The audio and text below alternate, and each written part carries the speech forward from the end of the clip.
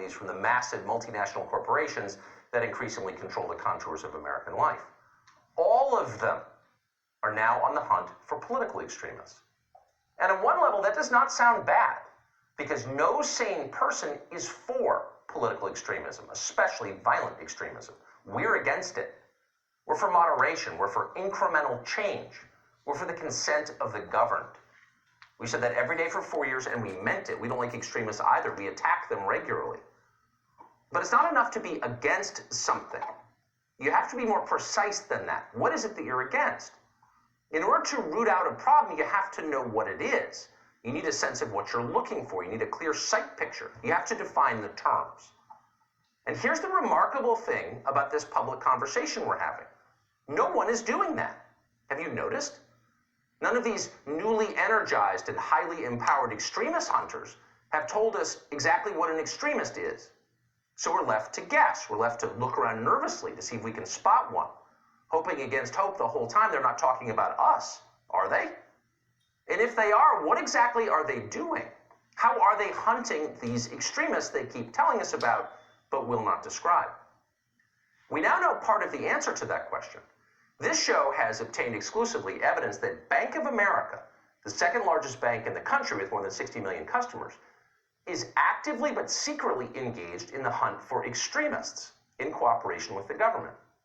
Bank of America is, without the knowledge or the consent of its customers, sharing private information with federal law enforcement agencies. Bank of America effectively is acting as an intelligence agency, but they're not telling you about it.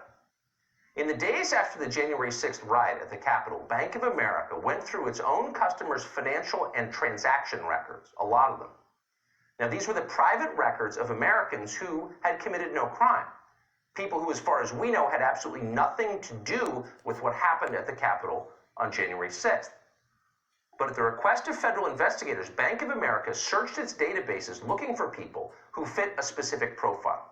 Here's what that profile was, and we are quoting. Customers confirmed as transacting, either through bank account, debit card, or credit card, purchases in Washington, D.C.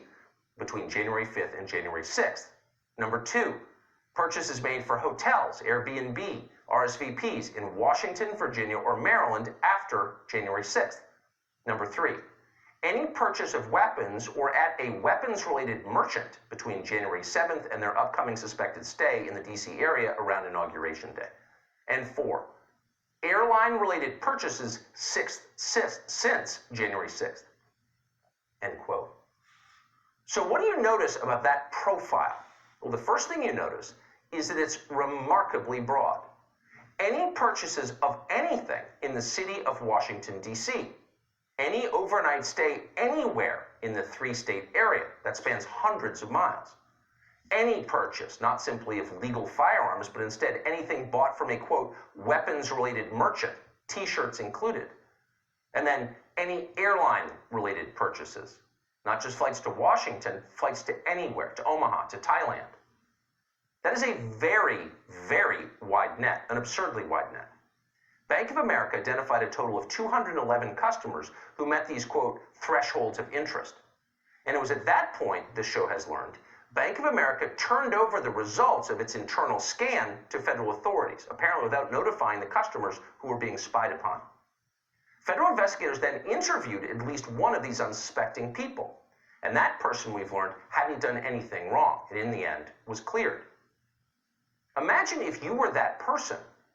The FBI hauls you in for questioning in a terror investigation, not because you've done anything suspicious. You haven't. You bought plane tickets and visited your country's capital. You thought you could do that. You thought it was your country.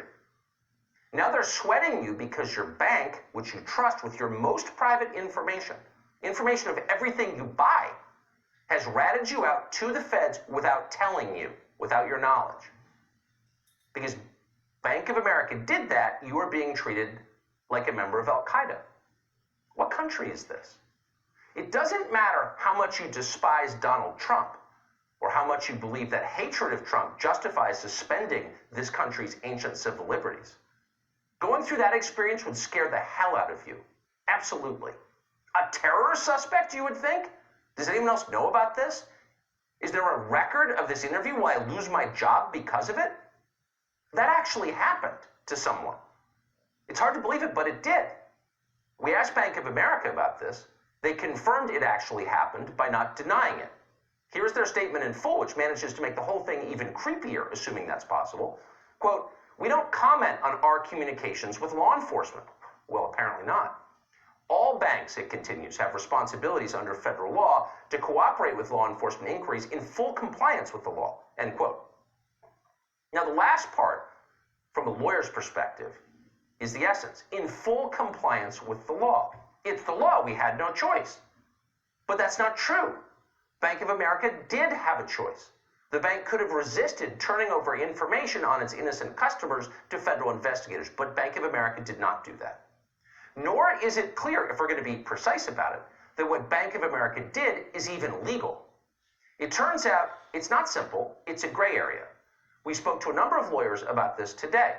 Some of them told us that what Bank of America did might in fact not be legal and could in fact be challenged in court. One knowledgeable attorney pointed us to 12 U.S.C. 3403. That's a federal law that allows banks to tip off the feds to any information that, quote, "may be relevant to a possible violation of any statute or regulation." Now, the DOJ instructs federal agents to remind banks of that law, and of course they do with maximum aggression. But the question is, legally, what constitutes information that may be relevant to a possible crime? Buying a muffin in Washington, D.C. on January 5th? Does that make you a potential domestic extremist? According to Bank of America, yes. Yes, it does. This is the moment when, for the sake of our country and our grandchildren who will live here, we need to pause and breathe deeply, searching for wisdom, avoiding hysteria, and ask, what are the rules? What, for God's sakes, is a political extremist? A lot hangs on that question, maybe everything. Please tell us. But they won't tell us. Pointedly, they won't tell us. Today at the White House, for example, the new National Security Advisor, Jake Sullivan, told reporters that, quote, "domestic extremism is the urgent crisis of our time."